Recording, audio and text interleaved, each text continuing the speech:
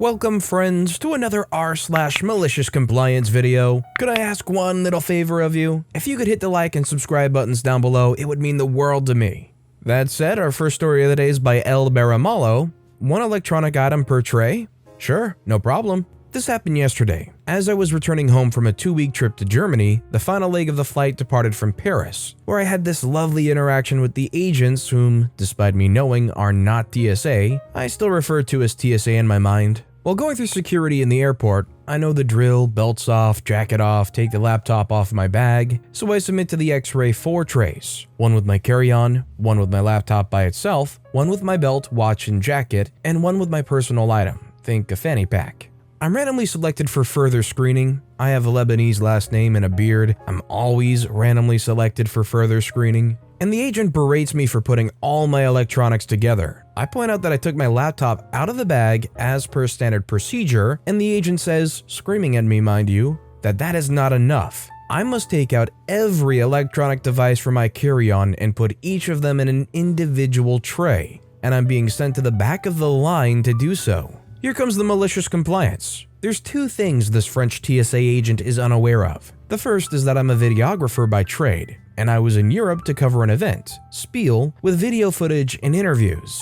The second thing is that Air France changed my flight times, so my 2 hours layover became a 10 hours layover, which I'm not particularly happy about. So I'm being sent back to the end of the line, and I have to submit each electronic item individually? Sure, no complaints from me. 2 camera bodies, 1 drone, 1 GoPro, 4 lenses, 9 batteries, and 2 lavalier microphones later, there's no more space in the treadmill. People behind me are complaining they'll miss their flight because I'm taking so long. There's nothing I can do, I'm just following the orders I received. And at this point, I only unpacked my photography vest and fanny pack. The treadmill starts moving, some space clears up to put additional trays, and that's when I open my carry-on bag. Again, I'm in Europe for work. I didn't bring any nice clothes or shoes or anything. All my personal effects are in the checked-in luggage. The carry-on is filled exclusively with electronics. I still have 4 microphones, 2 recorders, lights, additional lenses, battery chargers, video monitors, audio monitors, drone controllers. Once I open my carry-on, it's very clear for everyone with an eyesight that I'm not even 1/3 of the way done. 1 electronic per tray? Sure thing, I'll just occupy this entire checkpoint by myself then.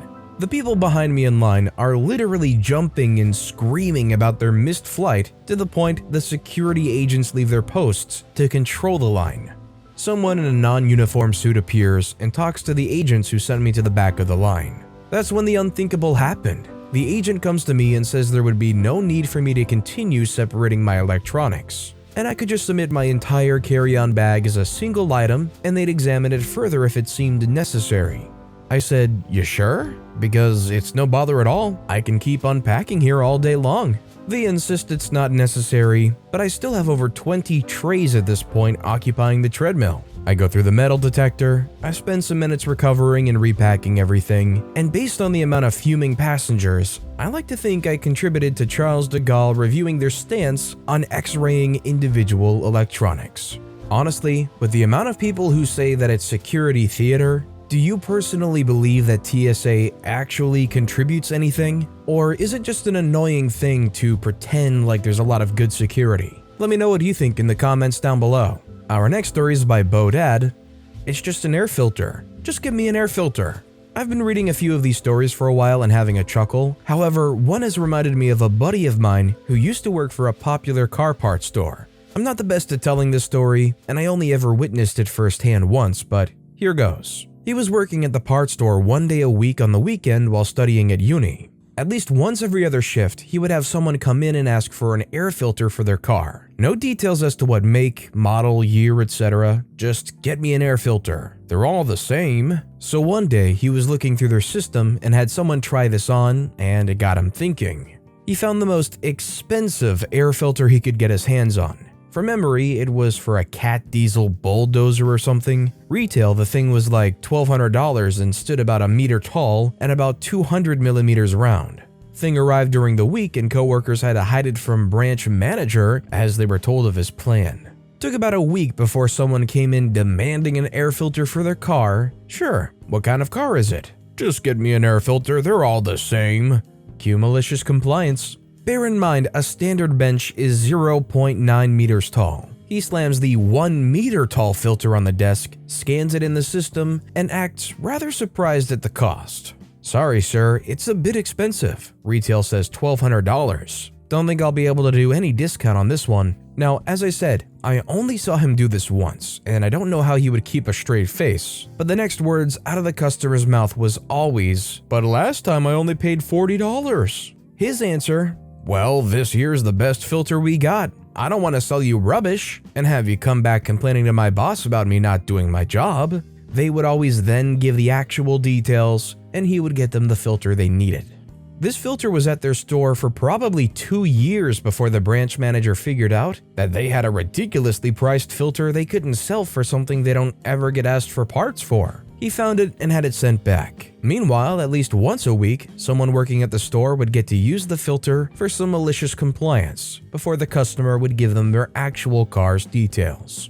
I would imagine for almost any motorized object, regardless of being a similar size or a similar appearance, most of the time a lot of them are going to use a rather fair amount of unique parts to that piece of hardware. I just feel like if you go to an auto parts store and you say I need a certain part and they say, well, you'll need a specific kind, why would you really argue with that? Like, surely the person who works at the auto parts store that is telling you what you need or what info they need to get you the right part is in most cases bound to be more knowledgeable on the subject than whatever average Joe strolls in. I definitely just don't get the people who take it as like a challenge to say, it is the same, trust me. Our next story is by Liz4. That's not what I'm paid for? Okay then. I used to work for a chain of pubs who loved to have promotions tied up in red tape. At the point in this story, I was technically a server on minimum wage, but doing supervisor work. This had been going on for a while as the manager hadn't submitted the paperwork. In our country, if you're on minimum wage, your employer has to pay for any time you have to be available for work or required to remain on the premises, not just if you're actively working. The manager would frequently rota me on awful split shifts like 8:30 a.m. to 2 p.m., then 5 p.m. to close, approximately midnight by the time tills and cleaning was done. Because I was the only supervisor on shift, I was expected to remain available for those middle 3 hours in case I was needed for manager stuff. Now, initially I didn't mind this so much because the inconvenience of traveling back home to just come in again. I just chilled out with some free experiment from the kitchen and a good book in the corner of the bar. I did, however, change payroll if I was expected to jump back into action to add on however long it was. A few weeks into me doing this, the manager noticed. They say, "Why are you down for 14 hours on Thursday? I scheduled you for 12 and a half. I say, "It picked up at 3:30 and colleague was getting slammed." They ask, "But why have you changed payroll?" I say, "'Cause that's what I worked." They say, "But you weren't scheduled to work, you chose to." I say, "'Cause you told me to be available during those hours." The manager says, "I'm changing it back. You get paid for what's agreed." I say, "What about tomorrow then? I'm on the same split shift." The manager says, "You'll be paid for when you're scheduled to work. Don't change it again without my approval." Alright then, have it your way. The next day, bang on 2 p.m., I stepped off the bar, grabbed my stuff, and walked a few doors down to the local cafe. The server and the chef had my number if they needed me, because I felt guilty leaving them to it, but they agreed not to let on to the manager exactly where I was, just to say I'd left if he came downstairs from his flat. Server also said she would call him in the first instance if it was busy. I don't think she ever liked someone having to hang around unpaid on principle, because she was a minimum wage worker too. A warning text preempted his call, and his mood was as you could expect. I confirmed I wasn't in the building. He demanded I return. I threw the legislation in his face and reminded him I wasn't being paid for those 3 hours, so I wasn't obligated to be on site. He wanted me to go back to what I'd been doing, but I told him that was off the table. He wants me there for 3 extra hours a day. I'm getting paid for it even if I've got my feet up. I told him his other option was to sign the promotion paperwork, and then the law wouldn't cover me in the same way. It was signed before I got back to the bar. Not long after, I applied for a transfer. I really hope OP's transfer request got approved right away. If that worked out, OP was incredibly smart for laying down the law, literally, and saying this is what you can do, this is what I deserve, this is what I'm owed. Otherwise, give me a promotion. Psych, thanks for the promotion, see ya. I also just love that the manager's argument was, "You're only scheduled for 12 and a half. Despite the fact that you literally did 14 hours of work, you're only getting what you're scheduled for." Oh, you mean you're literally trying to steal 2.5 hours of labor? It's just kind of illegal, I would imagine, in most countries everywhere. This next story is by an anonymous poster. Oh, so you definitely want to return this because it definitely caused an allergic reaction? Okay, we have to fill out this 3-page form then. This happened today, and I got such a kick out of it. I work in a shop that sells cosmetics. A lady came in saying she needed to return a product because it caused an allergic reaction. She had used it and hit pan on this product. For the non-makeup term savvy, that means she used a lot. So immediately I knew she was BSing. Oh, so how long have you had this? You've used quite a lot. When did the reaction start then? In hopes this would catch her out, she tells me she's had it for 6 months, and the reaction started 2 months later. So it's definitely this causing the reaction? Have you used any new products that might be causing it? She continues to BS over a £7 product she so desperately wants to return. Well, if this caused a reaction, we have to fill out the paperwork, as the company takes this very seriously and will need to investigate. She seems displeased. I grab the form. It's 3 pages with lots of detailed information needed. She immediately says, "Oh, I can't fill it out, I don't have my glasses." "Oh, that's okay. I'll be asking you the questions and filling it out for you." They say, "Oh, right, okay." That should stop her from doing that again. Waste my time? Okay, I'll waste your time, and even better, I'll get paid to do it. I definitely think the best way to get a liar to just expose themselves completely with their lie is to challenge them and put them in a situation where they have to continue to outline and detail every little thing that's going on with it. If it actually happened, they'd have real motivation to finish this and know all the details. If they don't, they're going to look flimsy, maybe panicked, probably make some statements that conflict with each other. It's just really easy to break them down.